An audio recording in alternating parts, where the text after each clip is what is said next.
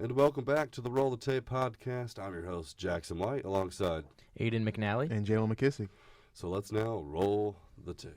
Getting into it, week 4 of the NFL season happened last week.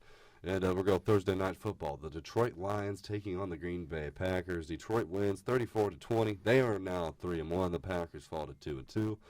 Overall, really a dominant performance by the Lions. Yeah, the Lions really showed out this game. I thought the Packers might have a comeback brewing, but the Lions stumped that out, and they end up getting the win, leading the NFC North. Well, let's move along now to the London game. 9 o'clock, this game was on Sunday.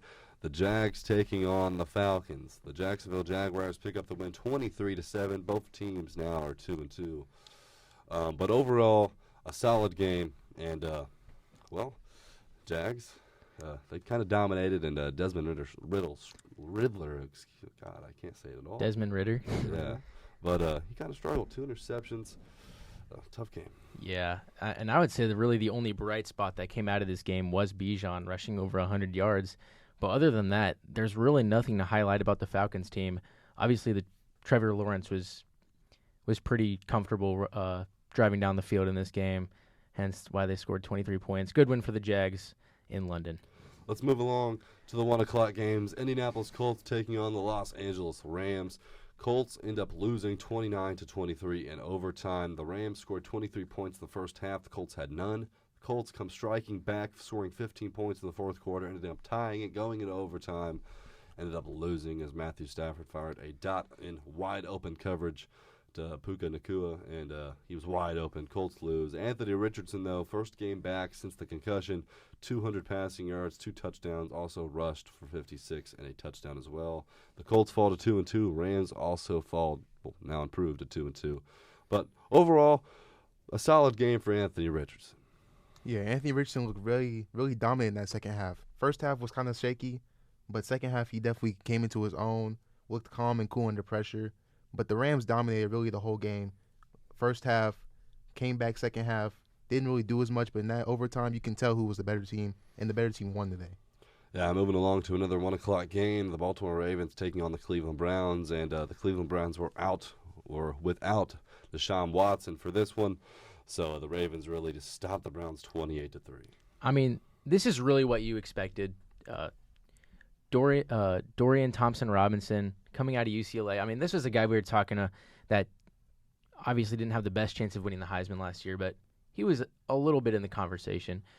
His first regular season start at home, losing 28-3 to a Ravens team who has looked kind of shaky this year. Lost to the Colts last week. Wasn't really not surprised about this game. Moving along now, the Vikings versus the Panthers. Both teams entered this game at 0-3. The Vikings do now have a win on the season. They won 21-13. The Vikings overall had a solid game. Kirk Cousins kind of struggled through the air, only having 139 passing yards. Bryce Young is back on the football field after missing last week. Panthers now 0-4, and really lots of questions. There's too many questions with this team. Frank Reich's a question. Bryce Young is a question. This wide receiver room is a question. The only thing that looks solid on this team is Brian Burns. So I think the Panthers really have to look into what kind of roster they have and improve upon that if they want to start winning this season. Moving along, the Tennessee Titans, taking on the Cincinnati Bengals, and the Titans in dominant fashion, winning 27-3. Derrick Henry having one of those classic games, 122 yards rushing, a touchdown, also threw a touchdown as well. And the Bengals, a team that everyone thought would be atop the AFC this season, that team is 1-3. The Titans now 2-2, by the way. But the Bengals 1-3. Joe Burrow, 165 yards passing. They couldn't really get anything on the ground either. Is it time to worry about the Bengals? I don't know. We'll get into that later this episode. But, yeah, Bengals, I mean, we'll talk about it later. All I'm going to say for right now is definitely shocking to see them at this stage. Moving along, the Tampa Bay Buccaneers taking on the New Orleans Saints. The Buccaneers picking up the victory to improve to 3-1, 26-9. The Saints fall to 2-2. Baker Mayfield had another good day, 246, 3 touchdowns, and an interception. Baker Mayfield is the truth for the Buccaneers. Don't look now, but the Buccaneers are rolling. They're at the top of the leaderboards in their division, and Baker Mayfield is looking like the best quarterback in that division right now. So we'll see. Moving along, the Bills taking on the Dolphins. Both teams came into this game two of the best teams in the AFC. Obviously, the Dolphins coming off a phenomenal week last week, scoring 70 on the Broncos, and this week they only scored 20. The Bills, dominant fashion, 48-20 got the victory. Josh Allen had himself a day, 4 incompletions, also 4 touchdowns. He ran for one as well. Bills win big. Yeah, 28-point game. That's 4 touchdowns that the Dolphins lost by. And this is an offense that we were talking about last week that was unstoppable. And this Bills defense shut down almost every single facet of this Dolphins offense, as well as Stephon Diggs having a day. So great win for the Bills. This is definitely going to be a fun rematch later this season between these two divisional opponents. Moving along now, Broncos versus Bears. Both teams entered this one obviously without a victory. Overall, the Broncos won at 31-28, and the Bears, they were out big. The Bears at halftime led 21-7, but the Broncos scored 17 points in the fourth quarter to win the game. And Justin Fields probably had his best day as a pro. 335, 4 touchdowns, only having 7 incompletions. Russell Wilson cooked up. He was cooking in the fourth quarter. He had 3 touchdowns on the day. The Broncos get their first win of the season. The Bears fall to 0-4. Justin Fields looked good, but the Bears' defense did not. Yeah, Justin Fields, this is definitely his best game of the year. Dang near his best game of his career. They fell short, but they really have to start looking at this roster and seeing what they can do with Chase Claypool and pieces like that. What are they going to do to keep on building and try to become a winning organization again? Moving along, the Eagles taking on the Commanders. Eagles win it in overtime, 34-31. Jalen Hurts had 2 touchdowns. Sam Howell had a better day than last week, having 4 interceptions. He didn't throw one this week, having a touchdown, 290 passing. The Commanders, they played solid in this game. Obviously, I would say the Eagles are the favorite to win the Super Bowl this year, starting off 4-0. But the Commanders, they played a very solid game versus the Eagles. And I think I speak for everyone whenever I say that this was definitely a shocking outcome. This is a game that we were looking at last week, and we're looking at this is going to be a blowout. And the Commanders walk into Philadelphia away on the road, put up a fight, almost win the game. I'm honestly interested to see how this Commanders team is leading forward because they've showed a lot. Yeah, Sam Howell definitely looks good. All right, moving along now, the Houston Texans taking on the Pittsburgh Steelers. The Texans win this game 30-6. The Texans now 2-2. The Steelers fall to 2-2 as well. C.J. Stroud, 360 yards passing, 2 touchdowns, no interceptions. Obviously has yet to throw one this season. C.J. Stroud, Rookie of the Year. C.J. Stroud, I think he has to be the favorite right now between him and Nakua. I think it's definitely him. Him and this Texans team is definitely rolling right now. Obviously, the Steelers aren't going to impress you on the offensive side every game, but to come in there and only hold them to 6 points, that's a great team win for the Texans. Moving along now, the Chargers versus the Raiders. The Chargers pick up the victory 24-17. Chargers now 2-2. The Raiders fall to 1-3. Justin Herbert kind of struggled through the air, only having 167 yards, a touchdown, but gets the victory. The Raiders were without Jimmy Garoppolo as Aidan O'Connell came in, started his first ever NFL start. Didn't throw a touchdown, only an interception. Chargers win. And this is the first game that we really saw a flash of Josh Jacobs. Obviously, with his one-year deal this year, hasn't been the running back that we thought he was going to be this year. But, if Garoppolo's out, if your starting quarterback's out, obviously you got to look to the run game. Josh Jacobs with an impressive day. That's really the only bright spot that came out of this. Raiders' defense was okay, but obviously the Chargers prevailed at home, too, which is very important. So the Chargers have 2 straight wins now. Moving along, and another undefeated team, the San Francisco 49ers taking on the Arizona Cardinals. The Niners get it done 35-16, and just a dominant performance by the Niners. Christian McCaffrey, 106 yards, 3 rushing touchdowns. McCaffrey also getting a receiving touchdown, I should say, as well. So the Niners score big over the Cardinals. I think you definitely have to start looking at Christian McCaffrey as the best running back in the league. The past 2 seasons on the Niners, he's looked phenomenal. Rushing, catching. It's just he's putting it all together on the Niners, and he has to be the best running back in football right now. You're talking about him being the best running back in football. I think he might be the best player in football as of right now. Yeah, I think he should definitely be in the MVP race right now. Yeah, for sure. He's been unreal. Moving along now, the Cowboys taking on the Patriots. The Cowboys, after getting embarrassed by the Cardinals the week before, embarrassed the Patriots. They win 38-3. Cowboys now 3-1. Patriots fall to 1-3. Mac Jones struggled in this one, throwing 2 interceptions, getting pulled for Bailey Zappi in the third quarter. The Patriots only 3 points, and the Patriots not looking good for their season hopes through 4 games. Yeah, Cowboys-Patriots. This one was one of the biggest snoozers of this weekend, I would say. This game was never close, and whenever they subbed in Bailey Zappi, that was kind of them waving the white flag. They knew they weren't going to come back. The Cowboys' defense was playing almost better than they did week 1. Cowboys, impressive bounce back after last week's loss to the Cardinals. Patriots, no telling where their quarterback position is going to go. So that's going to be an interesting title to keep your eye on this season. Moving along, Sunday Night Football, Chiefs versus Jets. Actually, a surprisingly good game. The Chiefs pick up the victory to improve to 3-1. The Jets fall to 1-3, 23-20 your final score. Zach Wilson, possibly his best game as a pro, and he didn't look bad.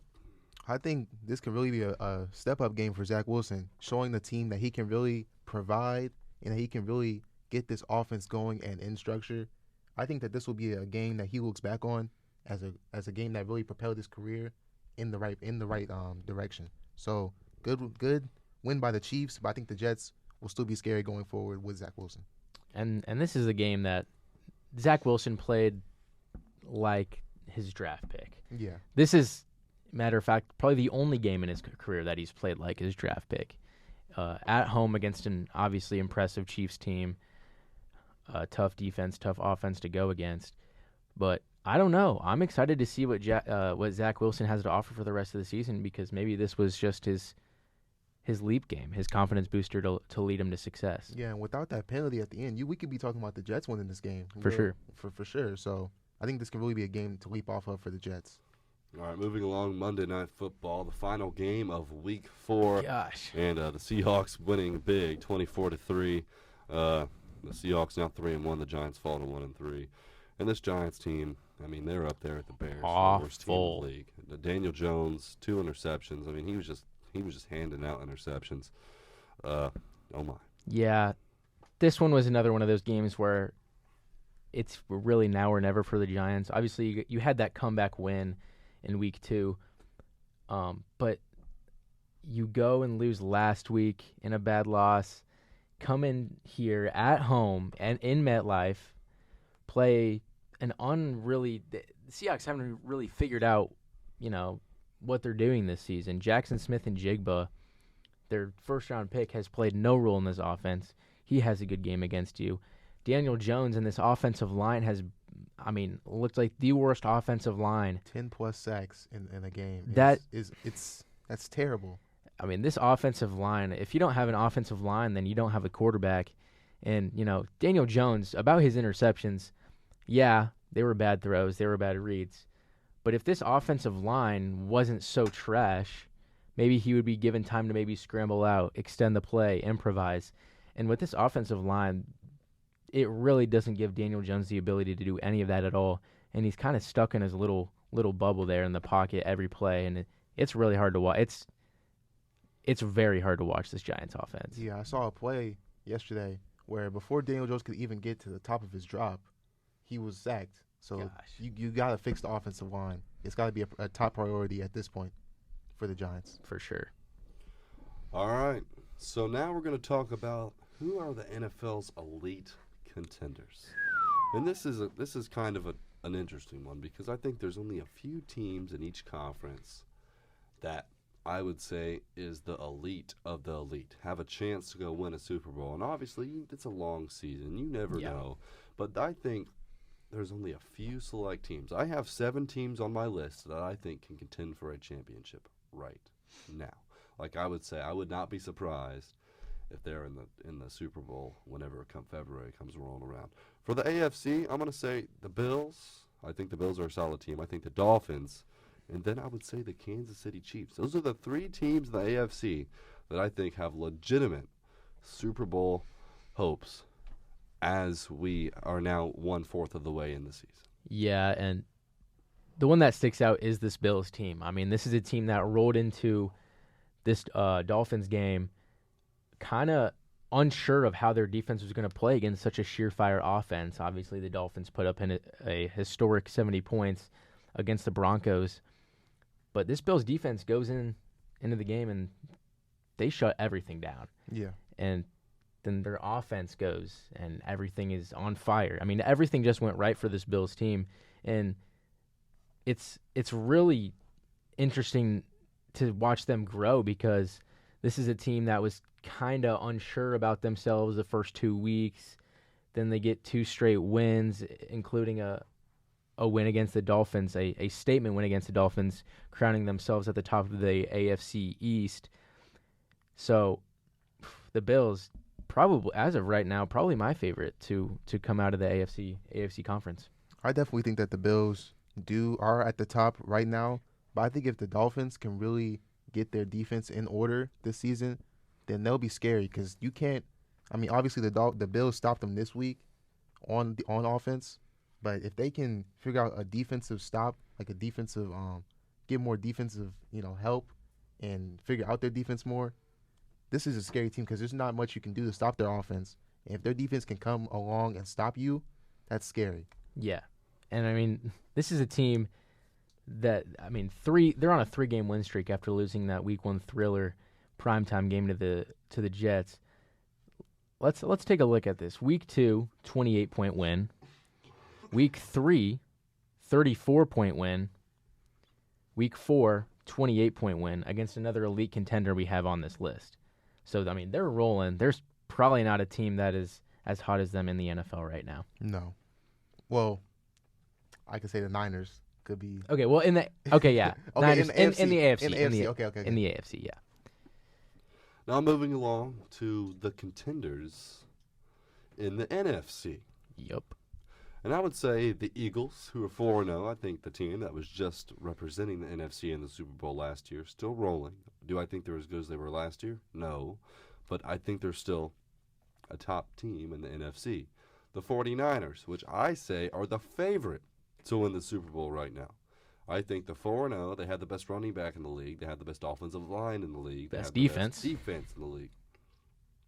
The Dallas Cowboys, a team that, well, isn't the best team. I mean, they lost to the Cardinals, but they're 3-1, and they looked really good. And then my surprise, the Detroit Lions.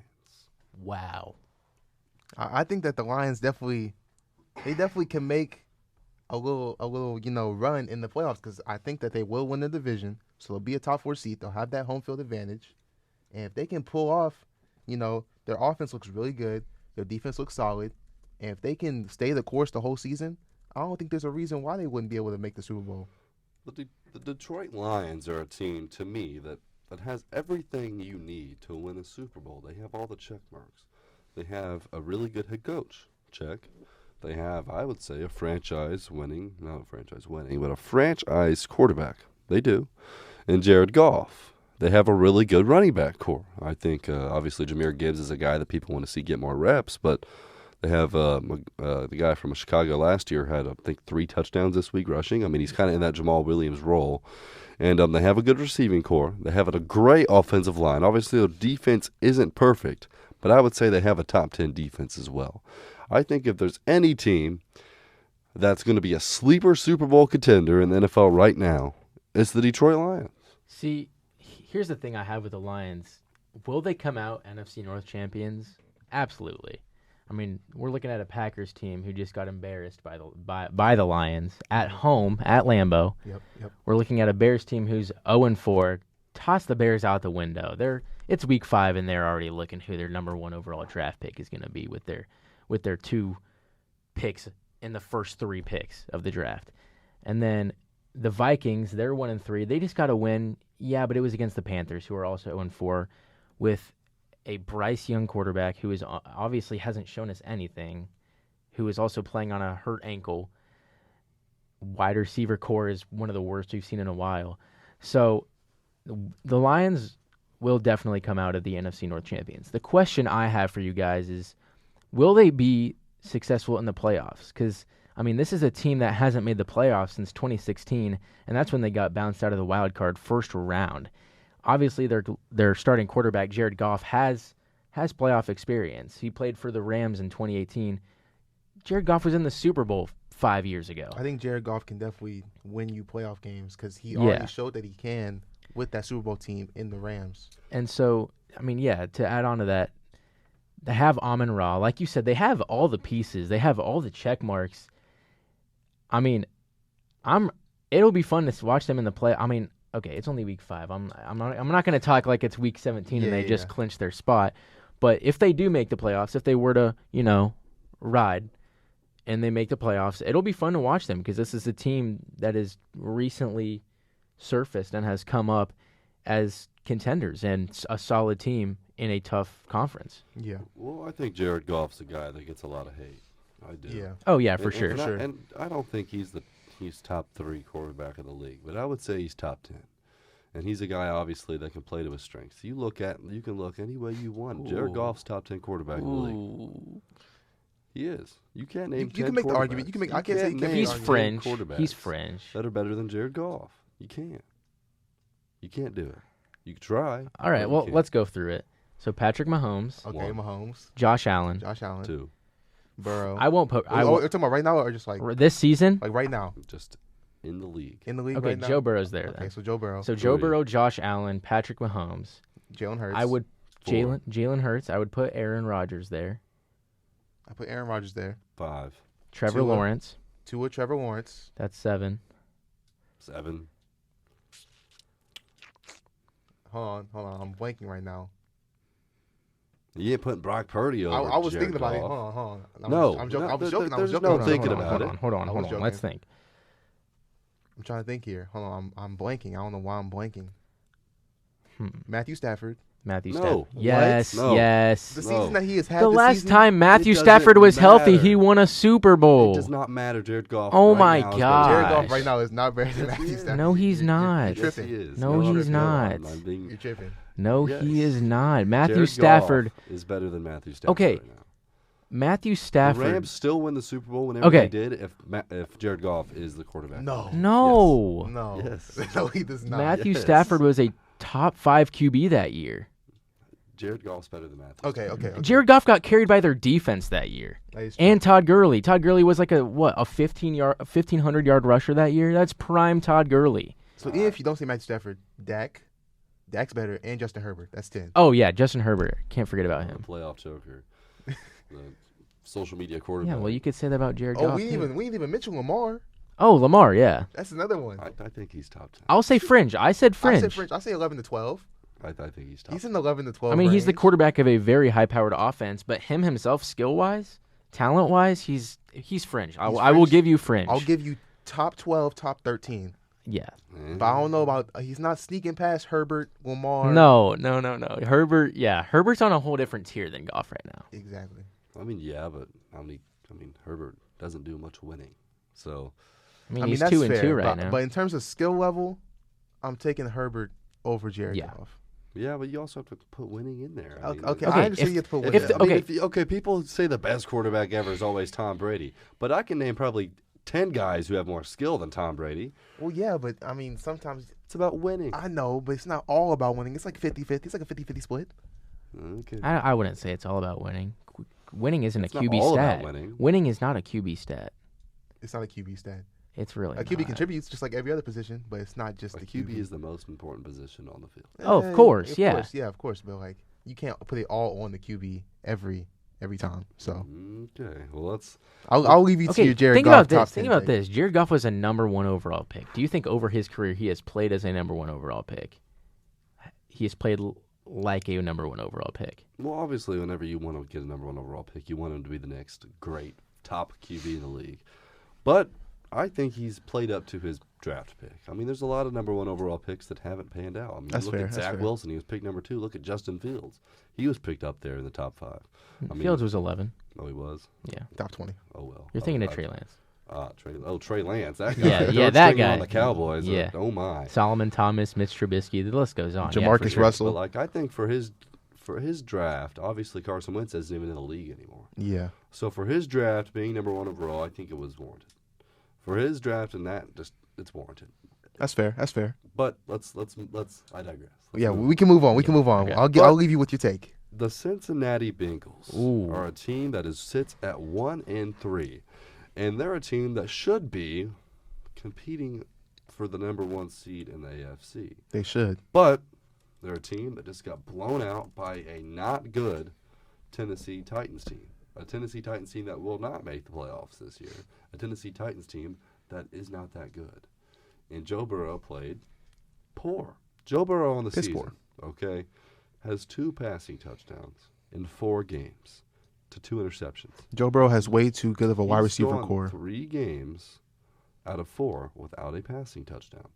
What is going on with the Cincinnati Bengals? You know, it's a hard subject because the Cincinnati Bengals always, no matter who the quarterback is, no matter what the roster's looking like, no matter what the coaching staff is, they always start their season off poorly. We look back at last year, they started 0-2. They started 0-2 this year. I mean, obviously they started picking things up at this point in the season. But they had a rough start last year. I do 100% agree. But Yeah. Joe Burrow doesn't look rough. And obviously No, he's he doesn't. He Yeah. is hurt, and I think that's going to hurt them all season. Yeah. But he is playing bad. He's hurt, but I think that offensive line isn't helping him either. The offensive line is horrible. It's like Yeah. Andrew Luck whenever he was young. Yeah. I mean, but Andrew Luck- yeah, that is true. But this was also an offensive line. I mean, the Bengals went out and drafted Chase over Sewell. That was the whole question mark of that draft. Will the Bengals go over? Will the Bengals go protection over weapons or weapons over protection? They went with his college teammate Jamar Chase. They went to the Super Bowl with a bad O-line. I mean, a lot of people. I heard people on Twitter or X, whatever you want to call it, talking about that over the weekend. I did, and Jamar Chase was the right pick for this team. Yeah, I agree. I agree. 1,000,000%. I mean, obviously having a really good left tackle on that team would help a lot. Yeah. But Jamar Chase is a top 3 receiver in the league when he gets the ball. Ultimately, the Bengals, they just haven't done enough to fix that offensive line. And ultimately, I don't even think it's the players they have. I think it's the scheme they run. Yeah, I I agree. don't think it's from lack of Because trying to get an I've offensive seen line. a lot of teams keep the same 5 offensive linemen or the same 3 to 4 offensive linemen and just add a different head coach, add a different O-line coach, and play a different scheme, and the offensive line's fine. It ultimately matters what scheme you're in. And with the Bengals, their scheme with the offensive line is not working. No. And it hasn't worked for a long time, and if they continue to play like this, their head coach is gone, and the question marks are going to be all around the team. Obviously, you're not going to get rid of Joe Burrow, but Joe Mixon's career might come to an end, at least in Cincinnati if this season's in. Mm-hmm. Tyler Boyd, another player who's struggled this year. Yeah. T. Higgins might be on the trade block. T. Higgins, obviously, he's still young, 6'4" build, but he's still a guy who you could definitely think about possibly moving if you're the Cincinnati Bengals. Of course, I'm not going to hit the panic button yet. No. But if week 7 or 8 comes around and this team has 2 to 3 wins, they're not 500 yet, and Joe Burrow still looks poor. I mean, do you sit him? Because No. Because if he's hurt and he's playing at 50% or 60%, and you're not winning games, is there any reason for him to keep on going out there and continuing to hurt himself whenever this team is not winning? I mean, if he's still hurt come week 7, week 8, and it's for sure you're not making the playoffs, I think you do sit him. But if there's even the smallest chance that you can still make the playoffs in week 7, week 8, and Joe Burrow isn't 100%, I think you still play him. Well, in those weeks, you have. I mean, any team could make the playoffs. Okay, my bad. Week 10. If you reach week 10 and you have a chance to make the playoffs, I think you still play him. Yeah. If it's week 10 and the Bengals are like, what, 3-6, 3-7, I don't know where their bye week is. But if they only have 3 wins by week 10. Well, it depends on how the rest of the division's laid out, too. That is true. Here's how I look at it. This whole injury, this whole calf injury thing, this whole excuse can't last the whole season. Yeah. You're gonna have to let him. I don't want to. Whenever I say let him rest, I don't mean bench him, but that calf injury that he suffered in training camp, it was bad. Yeah. And that injuries like that will affect your performance. But what the Bengals need to do is they need to be conservative with Joe Burrow and not just throw him in and behind a average O-line and act like he's going to be the same Joe Burrow we've seen since LSU. Yeah. I think that they need to start caring more about the injury more than the team, because if Joe Burrow plays bad, then this whole Cincinnati Bengals team is just going to be terrible. We've seen it so far. Yeah. I mean, their only win was against the 2-2 Rams, and not even that. It was a defensive battle. It wasn't. Their offense did not win this game. Joe Burrow did not win that game, and so you look at this team. You got to treat him before it's too late, because if it comes week 12, week 13, they have 6 wins. If they're playing at this level and they're 500, they will not make the playoffs in the AFC with a 500 record. Oh, 100%. No. AFC is loaded. There's probably, you can make a case for 11 teams making the playoffs. Yeah, definitely. So AFC stacked. Moving along to an NFC team, the New York Giants, obviously getting blown out 24-3 this past week versus the Seahawks. Daniel Jones struggling. What's the next move for the New York Giants? A team that has struggled. I mean, that really they have one win, and that's only because of good second half. Like, they have played probably, you look at it, 11 quarters, 15 quarters poorly. This season, they look like the worst team in the league. They're not good. Their offensive line has 2 seconds. Daniel Jones has no time, and Daniel Jones is not a good enough player to play well with a bad offensive line, because Daniel Jones is a 2-read guy, and if that's how he threw that pick 6. His first read was that Paris Campbell out route, and that's it. He was so scared, even though the pressure wasn't even there yet, that he just felt like he had to get it out immediately. Throws a pick 6. Obviously, that ends up winning the game fully for the Seahawks. So, what is the Giants' next move? I don't know. That's the issue with it. This is such a good roster on paper. You go out and trade for Darren Waller. You add Jalen Hyatt. You give Daniel Jones all these weapons after paying him. You go out and get Zach Pascal or whatever. You have Saquon in the backfield. It's really the only thing wrong with the offense is the offensive line. I know they are dealing with injuries, though. Oh, so yeah, I sure. will give them that. They are dealing with injuries. So like, even if they are dealing with injuries, one guy I do want to highlight is Evan Neal. Evan Neal is playing like he's not playing like his draft pick. This guy was picked what? It was top 4th, maybe even top 5, and he's not playing like a top 5 offensive lineman. They got Thibodeau and Evan Neal in the same draft. I can't remember which one came first. I know Thibodeau is. I think Thibodeau is like top 5, but I don't know. I can't remember. The Giants' offensive line hasn't been good since Eli Manning years. They go out and draft this guy, Evan Neal, tackle from Alabama. You hear Alabama tackle, and you think, oh, yeah, this is the guy. We'll be good for the next 20 years. And he's just not played good at all. And really, the only bright spot for this Giants team is Kayvon Thibodeau. Thibodeau is a guy who's gonna pressure the quarterback every other play. But I still don't think Kayvon Thibodeau's lived up to his hype either. He hasn't been. He gets a sack here and there a game, but he doesn't get as many pressures as you would want. He's looked bad this year. I believe before really this playing against the Seahawks backup offense, he's only had 5 or 6 pressures this year. He hasn't got a sack. It's not all about the sacks. You just want the pressures. You want the hurry ups. That's what you want with the edge rusher. It's not all about sacks. So I think that he does need to play better. With this past game though against the Seahawks, not last night, but a couple of nights ago, he really was the only serviceable player on the whole 22 starters. And another player, Dexter Lawrence. I remember. Dexter. Jalen and I were watching the game together, and Jalen was like, "Dexter Lawrence is nowhere to be seen, nowhere to be found." And they paid him that big contract. Yeah, just for him not to show up. He's not getting back there. He's not getting pressure. He's not getting the shedding blocks on the run. He's not doing that. And I don't know if that's because of scheme, if that's because that's how it's drawn up. We're just supposed to be a double team guy, or if he's actually supposed to be getting back there, and he's just not. So I don't know exactly what the defensive scheme is for the Giants, but if Dexter Lawrence isn't getting you pressures or getting back there and blowing up the run, then what was the point of paying him? Yeah, and as you said, like they're paying all these guys huge contracts. like Lawrence, like Daniel Jones. They're paying Darren Waller a lot. They traded for Darren Waller. I mean, the question that you asked, Jackson, is what's the Giants' next move? It's so hard to tell because they don't have draft capital. Mm-hmm. They don't have salary cap space. They only have $4 million in the bank for salary cap, so it's not like they can make a big splash in free agency. It's just really you're really stuck with what you got, and you're you kind of stuck with got to what you figure it got. out because you're not moving off of Jones. No. I mean, you have Barkley for another year. You're not moving off of Darren Waller. You just got him.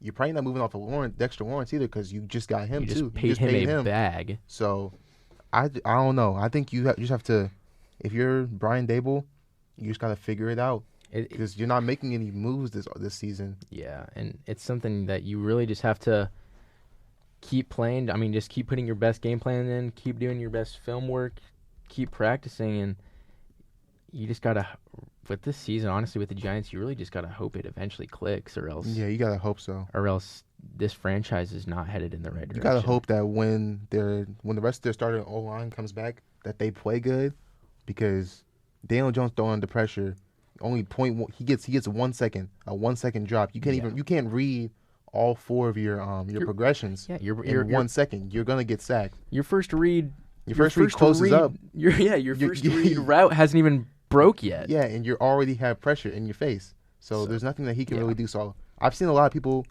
talking about how Daniel Jones looks bad, which some of those interceptions were on Daniel Jones. Yeah, they were. But most of them were on just him being uncomfortable. Yeah. You got to be comfortable in the pocket to be a pocket passer, which Daniel Jones isn't really, only a pocket passer. Oh, yeah. But you want to be comfortable in the pocket to, hit the throws. So I think it's all on the offensive line. And hopefully when the, rest of them get healthy, they can start winning some games again. And obviously Daniel Jones isn't a guy whose game necessarily translated to the NFL as well as College. Translated from college to the NFL as well as the New York Giants had hoped. But I mean, how this offensive line has been playing this year is unacceptable. I mean, you just can't pay him all this money. They're paying Saquon over 20 a year just for him to average 4 yards a carry. Like, offensive line is probably the biggest thing, and then this defense is it's wraps. All right. Moving along now to the Offensive Rookie of the Year, and that has been a kind of a interesting race. And I think there's only a few players in that race, but Offensive Rookie of the Year obviously means a rookie that is on offense, of course, if you don't know. It kind of explains itself. But I think there's a few names that we're going to mention here, and first I would say the leader of the Offensive Rookie of the Year, Chase, has to be quarterback for the Houston Texans, C.J. Stroud. C.J. Stroud on the season is fifth in passing in the league with 1,200 yards, 6 touchdowns. He's thrown 2 touchdowns in 3 straight games. No interceptions yet. He has a 100 rating on this season, 62% completion percentage. C.J. Stroud, I wouldn't be crazy to say he's a top 20 quarterback in the league already. Yeah. The Texans, they're sure. rolling. And this is a team that looked bad at the start of the year, but every single game, C.J. Stroud has gotten better. And so far, he's looked like the best quarterback in this draft class, almost, I would say, probably by a good amount. Yeah. Yeah, he definitely looks like the best passing quarterback in this draft, which is what he was drafted for. He was drafted for his accuracy and his pocket presence. He wasn't known as a runner. He wasn't known as an improviser. He was known as somebody that was going to sit in the pocket and make the correct read and throw with accuracy and on time every time. Yeah. That was the whole reason why he was drafted so high and why the whole reason he was good at Ohio State. So right now, he just looks so comfortable in that offense. And I didn't think that the weapons that he had, I know Tank Dell was good, and I knew Nico Collins was good, but this whole offense just looks really well ran. And coming from a head coach that's a defensive coordinator, you wouldn't think that this offense will work so well so early, but they're really rolling right now. I mean, C.J. Stroud is – I don't know if he's top of this list. We'll get to a couple other names here in a second. But he's unreal so far. I mean, obviously, you lose those first 2 games to the Colts and Ravens. But even then, against the Colts, he almost tossed for 400. 2 touchdowns, no interceptions. He has not thrown an interception this year so far. Nope.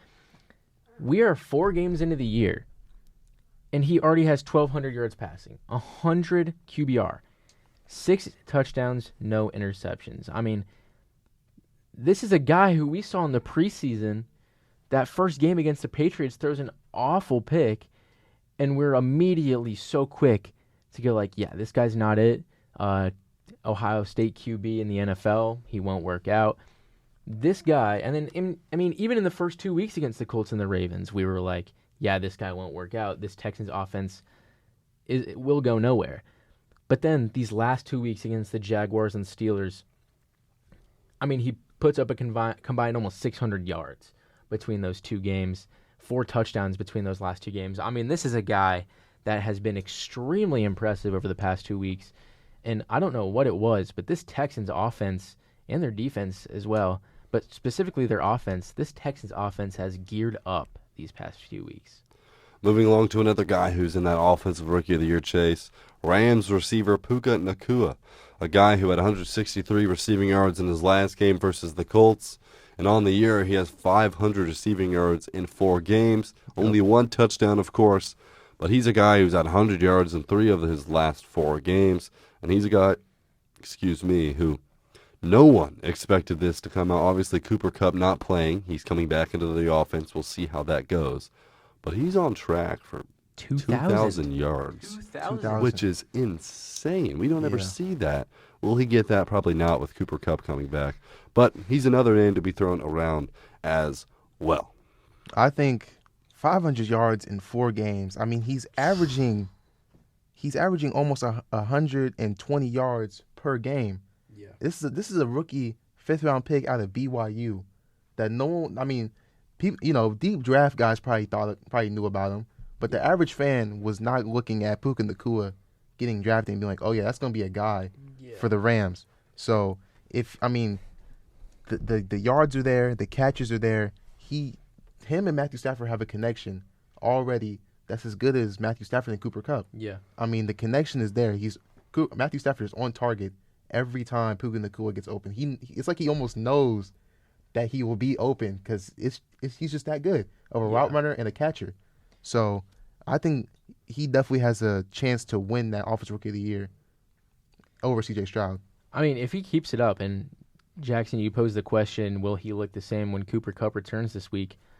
We'll have to give it time because they play 2 different positions. Obviously, Kupp is more of a slot guy, but he can play everywhere, but specifically more comfortable in the slot. You posed that question, but it's not like Puka Nacua is not going to be on the field when Cooper Kupp returns. It's not like season's over. He's going to be a solid receiver too and all that. But for sure. His statistics won't say the same. But this is a guy, so that's going to help. But this is a guy that is the reception leader as a 5th-round rookie. And, hot take, his rookie year so far is better than Jamar Chase's rookie year. So far, yeah, I would say the same. That's not a hot take. It's a statistically proven yeah. thing. But, that just kind of shows, and to put in comparison what type of guy we're watching right now. This is unheard of. It's unheard of, and it's definitely crazy to see. 2 guys also that names have been tossed around. Obviously, Colts quarterback Anthony Richardson, who has rushed for a touchdown in every single game he's played. He has 4 rushing touchdowns in 3 games.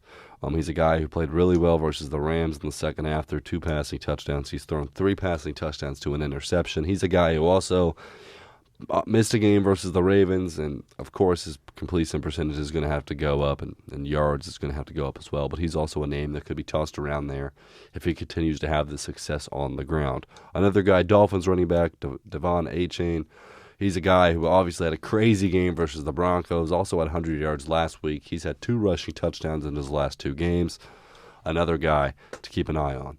Let's go ahead and move ahead to who is the favorite in the AFC South. The AFC South is a division that every single team is 2-2. And of course, who's the favorite? Coming into the season, it was the obvious clear-cut favorite, the Jacksonville Jaguars. And then the Colts led the division last year, going 2-1. The Colts now have Jonathan Taylor coming back possibly this week. top 5 running back when healthy. The Titans looked to get rolling last week versus the Bengals. Derrick Henry looks to put on his crown once again. Passing touchdown. Through a passing touchdown as well. The Houston Texans, a team that was at the bottom of this division coming in. C.J. Stroud looks like a franchise quarterback. You could make an argument for every single one of these teams in this division winning it. Obviously, I would say the least favorite of the bunch probably right now has to be the Tennessee Titans. They still have Ryan Tannehill at quarterback, and we know he's mid, let's just be honest. But who is the favorite to win the AFC South? I think it's still the Jags, just because on paper they're still the best team in the AFC South, and they have the best quarterback in the AFC South. So I think it still has to be the Jags. But I think this is a division that will be competitive until Week 17. I don't think we're going to know who's going to win this division until Week 17. So you can make an argument for the Colts because Shane Steichen has their offense looking amazing with Anthony Richardson at quarterback if he can stay healthy. And then you can make an argument for the Texans because of how good C.J. Stroud looks. He looks like he said, a top 20 quarterback already. And this is his 4th game. So if they can all keep it rolling, I do think the Titans will slip eventually. I don't think they're going to stay consistently at the top. But right now, it's just a race for whoever can win the most games.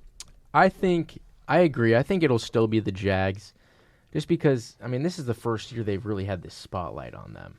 This is a team that has never really been expected to win anything over the past, decade? Decade to 15 years. Ever since Jacksonville. Jacksonville, exactly. Oh, yeah. 2017, I believe, 2018. But, again, we're still in Week 5. There's still so much to prove. Yeah. We're still 13 weeks away from the playoffs. That's, 3 months? We're still 3 months away from the playoffs. There's a lot to prove.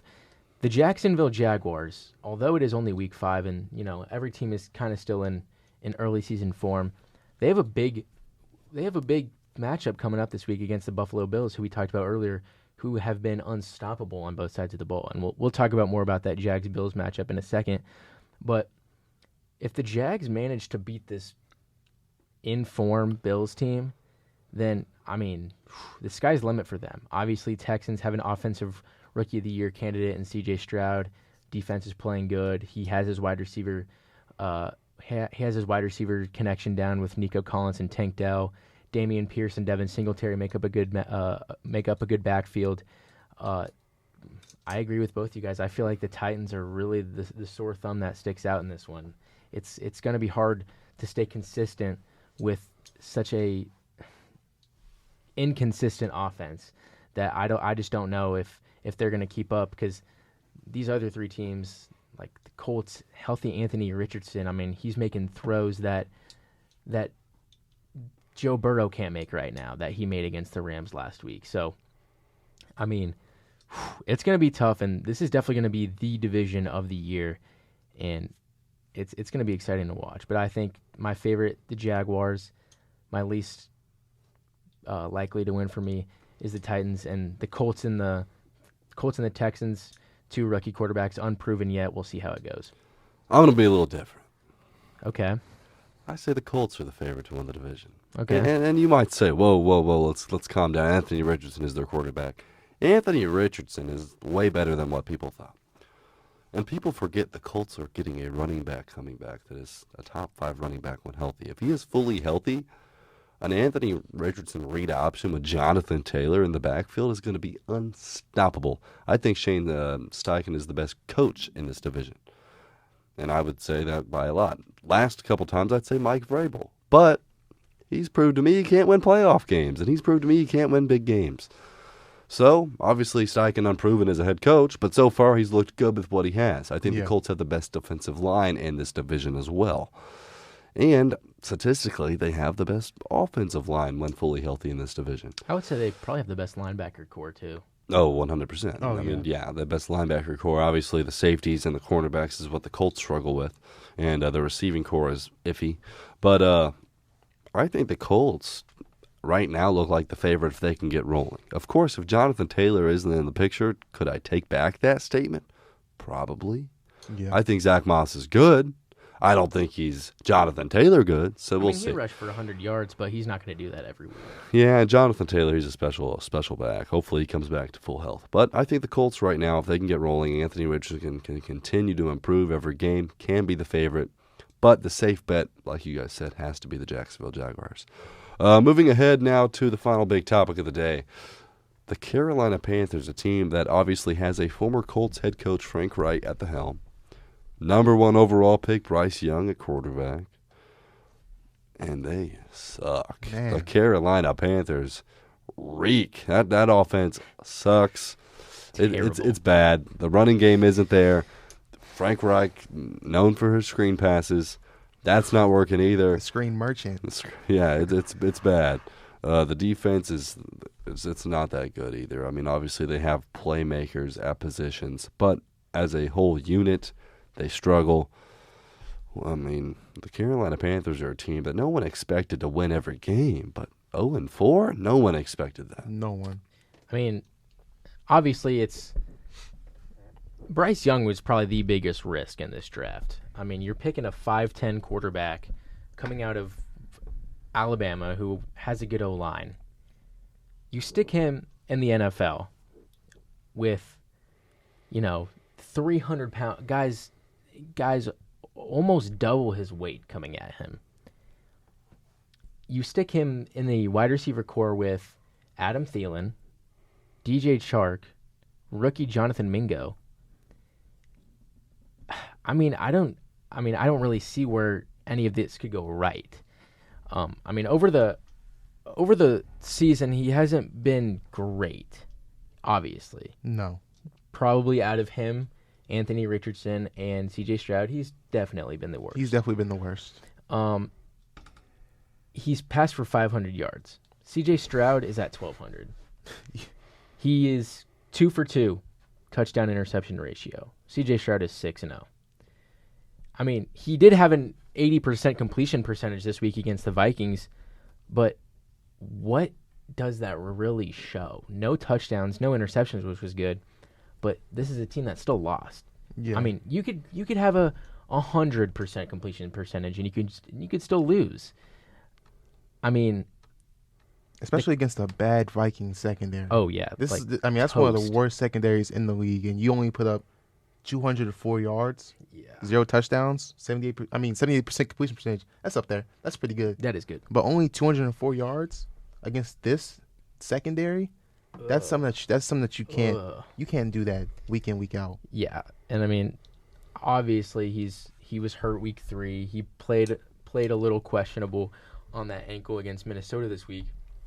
He's a rookie quarterback, but I mean, time's ticking. Time is ticking. I mean, there's not long before he can change things around. Obviously, he has McDonald's employees that he's passing the ball to. But I mean, Panthers are, like we've seen the reports this week, the Panthers are in heavy, desperate need to trade for a wide receiver 1 after the loss of DJ Moore. I mean, their best receiver is a 38-year-old. No, he's not 38, but Adam Thielen is a fossil. So let's just be honest here. The Panthers, this team's, they suck. Yeah. Obviously, they could, and they don't even have their first-round pick this year. Nope. Yeah. Which is just crazy. I mean, trading away that future. That is just. And DJ Moore, your wide receiver 1. I mean, what's the point of drafting Bryce Young if you're not going to keep DJ Moore a weapon for him to throw to? I mean, yeah. You trade away your first-round pick. Now Chicago has the first 2 picks of the first. If the Panthers could win 2 games, and the Bears are going to be smiling, even though that's a team that they're also not that good. Yeah. But they're going to have 2 top. It's not sunny in Chicago. It's not sunny in Chicago, but it's not sunny in Carolina either. Yeah. But moving along to the final segment of the day, games of the week next week. And I think, obviously, we have 3 here. I'm going to go with the Jags versus the Bills. Obviously, the Bills, 3-1, high-power offense, scoring 48 points versus the Dolphins. The Jags, a really solid team as well, looking to possibly take advantage and finally reclaim top in the AFC South. This is going to be a really good game and kind of a prove-it game for the Jags. Can they beat a high-powered offense like the Bills that they could possibly see in the playoffs? I mean, like I just said, This is really going to be the real leap, the real test for the Jacksonville Jaguars to prove that they're the favorites in the AFC South division. This segment we just talked over. Will I think this will turn out good for the Bills or the Jags? I don't think so. I think the Bills will come into this game and win. I don't know if the Jags are ready for it yet. I'd have to agree. I would say the Bills are the clear favorite in this one. Moving along, Eagles versus Rams. This isn't the most crazy game ever, but both teams are two teams that are probably going to be making a chase to the playoffs. Yeah, I could definitely see the Rams squeaking out that division. No, not that division. But I could definitely see them squeaking into the wild card because I don't think they're going to win the division with the 49ers in there and even the Seahawks in there. But this is going to be a tested game to them. If they can win against the Eagles, first of all, Cooper Kupp might be back. Maybe. Yeah. There's a chance. He is off IR this week, so we'll see if he plays this week. But if they can squeak out a win against the Eagles, that'll really boost their morale and really show everybody in the league that they are still a championship contender. Yeah. To be reckoned with. Not just any Eagles team. This is an undefeated, proven Eagles team that we know they're gonna compete down the stretch for sure. Now I know Matthew Stafford might be a little banged up from last week at the Colts, but Matthew Stafford is one of those guys that dude, he's gonna play through injury. Yeah. And he's gonna play good through injury. So we'll see how the game goes. And then finally, Cowboys versus 49ers, a rivalry that has been in the league for years. Both these teams, the Niners undefeated, the Cowboys only lost one game. Two teams that are, I would say, contenders in the league. So, I mean, these are two teams that we had on our contenders list in the NFC. They made a good game for primetime this Sunday night because this is going to be a battle. This is a second-ranked offense in the 49ers going up against a second-ranked defense in the Cowboys. I mean, both sides of the ball are going to be competitive. Both teams have top 10 offenses and defenses. And you might ask me what I think might set these teams apart. I have no clue. This is going to be a hard-fought game. Well, ultimately it's going to be, can Dak Prescott limit his turnovers? Yeah. If Dak Prescott comes in there slanging that thing to the defense, it's over. It's over. If Dak Prescott doesn't throw an interception, I think the Cowboys have a chance. The 49ers, they're not going to make mistakes. They won't, and they don't. I think if Dak Prescott doesn't turn the ball over, I think they win this game. I don't know about that. The 49ers are very good. Yeah. But, of course, you got to make sure to follow us on all social medias, Roll the Tape Pods, and we're going to be posting every single game prediction of all of the Week 5 NFL games. But finally, our final segment of the day, starts and sits of the week. I'm going to go first, and I'm going to say start Devon Achane. Of course, Dolphins running backs have been kind of iffy this year, but he's coming off back-to-back 100-yard games, and they're playing the New York Giants, the Dolphins are, and that Giants defense is not that good. They cannot stop the run. I think Achane is now going to be the lead back in that backfield, and I would say start him. And then I would say bench Alexander Madison. They're playing the Chiefs, but Cam Akers is going to be more involved. Oh, yeah. He's a guy they traded for just 2 weeks ago, and Cam Akers, I would not be surprised, takes over as the lead back in that backfield this game. All right, with my first start, I'm going to go with a kind of a clear one here, Brandon Ayuk. This is a guy that has been playing hurt, that was hurt in Week 2. He drops 32 points in Week 1. He drops 7 points in the first quarter, gets hurt with his shoulder injury, doesn't play the next week, comes back with with your shoulder still being iffy, and still gets good usage. Whenever this guy's fully healthy, I mean, he's Brock Purdy's main target. I feel like Deebo Samuel, obviously a good wide receiver, was his main target when Brandon Ayuk was gone. But we see Brandon Ayuk come back this week, and he's back to throwing to Brandon Ayuk again. This guy's usage and targets is insane. Obviously, he might run a few jet sweeps. He's gonna get the drag routes with PPR. So definitely start Brandon Ayuk. My sit is gonna be Kyren Williams. This is a guy that is playing the Eagles defense, who has a very strong run defense. And honestly, if I'm being honest with you, I think Kyren Williams is a touchdown merchant. If we look Week 1 without a touchdown, this guy has 7 points. If we look Week 2 without those 2 touchdowns, he still has a little under 20 points, which is very good. But these past 2 weeks, he hasn't looked like anything crazy. Obviously, he's getting that goal line usage he scored against the Colts, but he's starting to come up on the radar of NFL defenses. And this is a guy that didn't even play last year due to his Achilles injury, and he's coming back, and now he's going to be on this defense's radar. This scouting, the team reports radar. So I think bench Kyren Williams for this week. And for my starts and sits of the week, for my start, I have Romeo Doubs. Now, Romeo Doubs, I think he has taken over the position as wide receiver 1 for this Packers team. He had 13 targets last week against the Lions, and this week he plays the Raiders, who do not have the greatest secondary in the world. So I think he'll get roughly the same amount of targets. And for my sit, I have Najee Harris. Now, Najee Harris plays the Ravens, who have a very good front seven, and Najee Harris does not look like the Najee Harris of old. He looks slow, and Jalen Warren might be taking over that role here soon. So Najee Harris, I gotta sit him against the Ravens. Yeah, but basically that's going to be it for the second ever episode of the Roll the Tape Sports Podcast. And of course, it's been fun. Every Thursday, pay attention, a new episode drops. And of course, until next time, we'll see you then. Yes, sir.